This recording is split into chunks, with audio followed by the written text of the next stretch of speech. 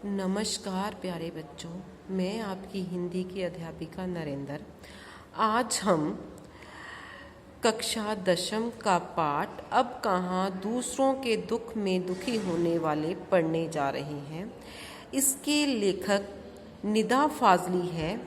उन्होंने इसमें मनुष्य के दिन पर दिन बढ़ रहे अत्याचार के बारे में बताया है कि कैसे उसने कुदरत के साथ खिलवाड़ किया है और धीरे धीरे पूरी ज़मीन को हथियाने की कोशिश की है। इसमें क्या है, कवि बता रहे हैं सुलेमान के बारे में। उन्होंने सुलेमान की उदाहरण इसलिए दी है क्योंकि वे पक्षियों से और जानवरों से बहुत प्रेम करते थे। वे एक बार अपने लश्कर के साथ गुजर रहे थे, तो वहाँ पे क्या हुआ, जब चींटियों ने घोड़ों की टापों की आवाज़ सुनी तो उन्होंने क्या कहा अपने साथियों को कि सेना आ रही है, पीछे हट जाओ। उस आवाज़ को क्या था, फिर सोलोमैन ने सुन लिया था, जिसको हम सुलेमान कहते हैं। ठीक है, उन्होंने कहा कि घबराओ मत, मैं आपको कुचलने वाला नहीं हूँ, आपका रखवाला स्वयं भगवान है। फिर उन्होंने क्या है, एक और लेखक ने एग्जाम्पल दी है जिसमें शेख अयाज ने अपनी आत्मकथा में वर्णन किया हुआ है। उन्होंने क्या कहा, इस भाषा का जिक्र इसलिए कहा कि शेख अयाज के पिता थे वे एक बार कुएं से नहाकर लौट रहे थे और उन्होंने जब खाना खाना शुरू किया उस समय उन्होंने अपनी बाजू पे एक च्योंटे को रेंगता हुआ देखा और उन्होंने खाना वहीं छोड़ा और उसके बाद वे उठ खड़े हुए और उस कुएं पे उस च्योंटे को छोड़ के आए और उन्होंने कहा कि मैं एक घर वाले को बेघर नहीं कर सकता हूँ। उसके बाद बाइबल का वर्णन है। बाइबल और दूसरे ग्रंथों में नूह नाम के पैगंबर का वर्णन हुआ है। जो नूह नाम का पैगंबर था वे सारी जिंदगी रोता रहा था। उसका कारण क्या था, एक बार उसने एक घायल कुत्ते को जो उसके पास से गुजर रहा था उसे धुतकार दिया था कि दूर हो जा गंदे कुत्ते। ठीक है, तो इस्लाम में क्या था, कुत्तों को गंदा समझा जाता है। कुत्तों ने उनकी धुतकार सुनकर जवाब दिया, ना मैं अपनी मर्जी से कुत्ता बना हूँ और ना तुम अपनी पसंद से इंसान बने हो, क्योंकि जो इंसान और जानवर बनाने वाला एक ही है, वह ईश्वर ही है। और उसके बाद इस बात को सुनने के बाद जो नूह थे वे मुद्दतों तक रोते रहे थे। इन कहानियों के बावजूद भी क्या हुआ, दुनिया है जो वैसे की वैसी ही रही। ठीक है, इससे क्या हुआ, जो मानव थे उन्होंने जो पक्षी थे पशु थे उनका आश्रय छीन लिया था। कैसे, उन्होंने जंगल तक काट दिए थे और जो जंगली जानवर थे वे घर हो गए थे। ठीक है, इसका क्या कारण था, इसके कारण से क्या हुआ, जो कुदरती आफतें हैं वे आनी शुरू हो गई थी। ठीक है, जो कुदरती आफतें थी वे आनी शुरू हो गई थी। इससे क्या हुआ था, जो जंगल वगैरह कटे थे उससे जो पक्षी थे, मानव थे, पशु थे, नदियां, पर्वत, समंदर सब जो थे वे बराबर ही छोटे हो रहे थे, सिमट रहे थे।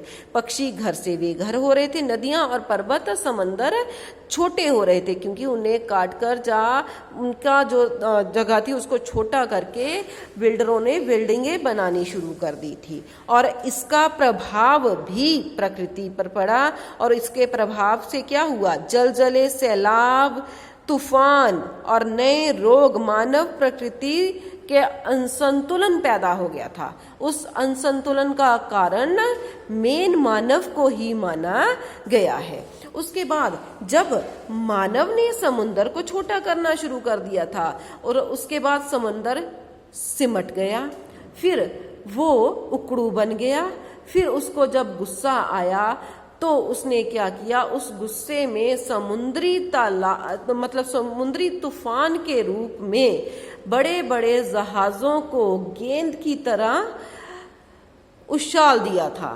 एक था जो वे वर्ली के समंदर के किनारे आकर गिरा, दूसरा वांद्रा में काटन रोड के सामने औंधे मुंह, और तीसरा गेटवे ऑफ इंडिया पर टूट फूट कर सैलानियों का नज़ारा बन गया था। मतलब बहुत कोशिश की गई उन्हें सही करने की, लेकिन फिर भी वे चलने फिरने के लायक नहीं हुए थे। उसके बाद फिर लेखक अपनी माँ की उदाहरण देता है कि मेरी माँ है जो वे सूरज ढलने के बाद पेड़ों से पत्ते तोड़ने के लिए मना करती थी कि अगर हम पेड़ों से पत्ते तोड़ते हैं तो फिर वो रोते हैं। एक बार क्या हुआ था कि उसके घर में कबूतर ने घोंसला बना रखा था, ठीक है, उसने मतलब उस घोंसले में अंडे दिए थे। बिल्ली ने क्या किया, उचक कर एक अंडा खा लिया और उसके बाद एक अंडा मेरी माँ के हाथ से टूट गया।